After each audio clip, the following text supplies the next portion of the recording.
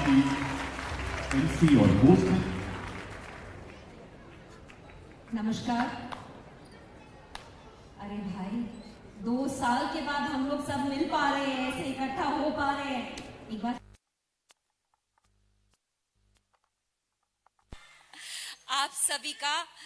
आप सभी का बहुत बहुत स्वागत है। आप सबके लिए बहुत बहुत तालियां। कितना अच्छा लगता है ना ऐसे सब एक जगह जमा होकर जब मिलते हैं। इसको कितना मिस किया हमने। आप सभी का बहुत बहुत स्वागत है।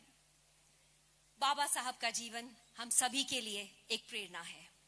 बाबा साहब का सपना था एक ऐसा समाज जहां सबको बराबरी का हक मिले।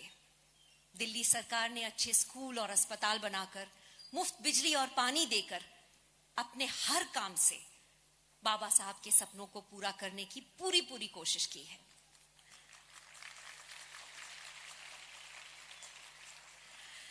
दिल्ली के मुख्यमंत्री श्री अरविंद केजरीवाल जी का धन्यवाद करना चाहूंगी, जिन्होंने पिछले साल बाबा साहब अंबेडकर के महान परिनिर्वाण दिवस पर दिल्ली में ये ग्रैंड म्यूजिकल करने का फैसला किया।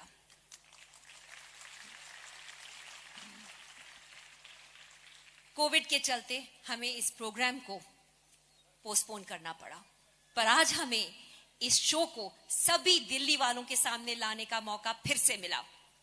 इस शो से बाबा साहब का संदेश, उनके विचार, उनकी वैल्यूज दिल्ली के हर नागरिक, हर बच्चे बूढ़े के दिल तक पहुंचेंगी। मैं माननीय मुख्यमंत्री श्री अरविंद केजरीवाल जी से निवेदन करती हूं कि वो मंच पर आकर बाबा साहब के सम्मान में 2 शब्द कहें और इस शो का शुभारंभ करें।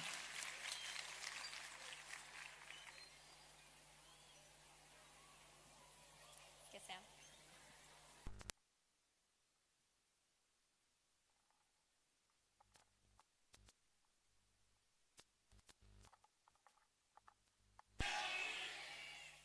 मुझे बेहद खुशी है कि आज बाबा साहब अंबेडकर के जीवन पे ये शो शुरू होने जा रहा है दिल्ली के अंदर।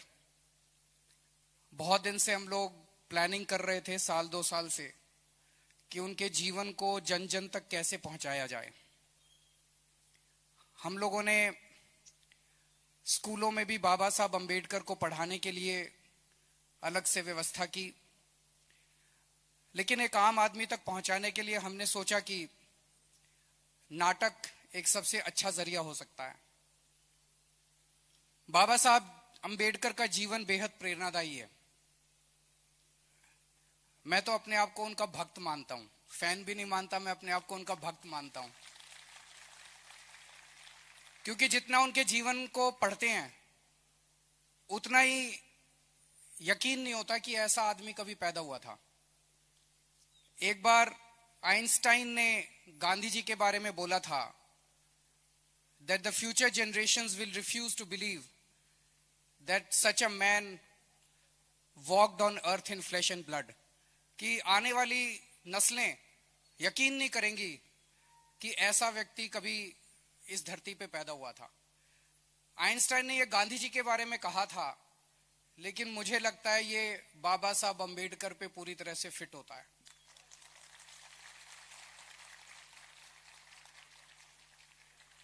एक गरीब घर में पैदा हुए, बहुत ही बेहद गरीब घर में खाने को भी कुछ नहीं था। स्कूल जाते थे, उनको क्लास के बाहर बिठा दिया जाता था, छुआछूत इतनी ज्यादा थी। वहां से निकल के वो कोलंबिया यूनिवर्सिटी में पीएचडी करने पहुंच गए, वो लंदन स्कूल ऑफ इकोनॉमिक्स में पीएचडी करने पहुंच गए। मैं सोच रहा था आज के टाइम पे 100 साल के बाद भी हमारे बच्चों को लंदन स्कूल ऑफ इकोनॉमिक्स और कोलंबिया यूनिवर्सिटी जाने में नानी याद आ जाती है, किसको एडमिशन मिलता है। और आज तो इंटरनेट का जमाना है। उन दिनों में सोच के देखो, 1914-15 के आसपास जब वो कोलंबिया यूनिवर्सिटी गए थे, पहली बात तो उनको कोलंबिया यूनिवर्सिटी का नाम ही किसने बताया, फॉर्म कहां से लिया, अप्लाई कैसे किया। मैं तो ये सोच सोच के दंग रह जाता हूं कि उस व्यक्ति ने जो अपनी जिंदगी में हासिल किया और फिर आने के बाद जो संघर्ष उन्होंने किया दलितों के लिए, गरीबों के लिए, समाज की बराबरी के लिए, वो बेहद अद्भुत है। और अंत में उन्होंने फिर देश का संविधान लिखा।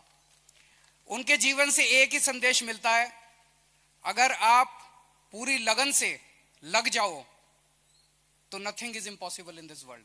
सब कुछ मिल सकता है, सब कुछ हो सकता है। आप मेरा भाषण सुनने नहीं आए, आप प्ले देखने के लिए आए। आपको सबको मैं पूरी उम्मीद करता हूं कि आपको प्ले बहुत पसंद आएगा। बहुत बहुत शुक्रिया।